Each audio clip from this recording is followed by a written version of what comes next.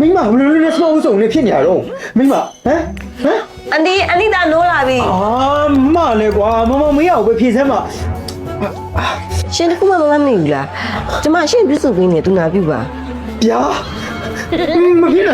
မဖြစ်နိုင်တာကျွန်တော်ဒီညောင်ပဲလုံးလို့ရောက်နေရလဲတာတတိယဗျာတာရဲ့ ဟာမဲတော့ဘလို့ဒီညောင်ရောက်နေရလဲ တာဘာမှမမှတ်မိတော့ဘူးလားတာကိုမိမလိုက်တောင်းပေးတာသမီးရှိဘက်ကတာကိုညင်းလွှတ်လိုက်တာအသားလေးရှက်သွားတယ်ထင်ပါတယ်အပြင်ကိုထွက်သွားတာကားစီတန်းဖြစ်ပြီးတော့အခုချိန်နဲ့ဒီပဲဆိုပါတော့ တဆိုးဒီမမနဲ့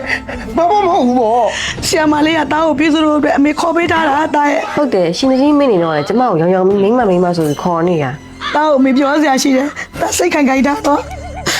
အစီတန်းကြောင့်လေတာရဲ့ငယ်ပါလေဆုံးရှုံးလိုက်ရတယ် ဘလို့ စိတ်မကောင်းဖြစ်မှလည်းတာရဲ့မေတရားလို့ရှိပါတယ် ရပါတယ်မေရှိလဲမတော့ဝေခဲ့တာမဟုတ်တာ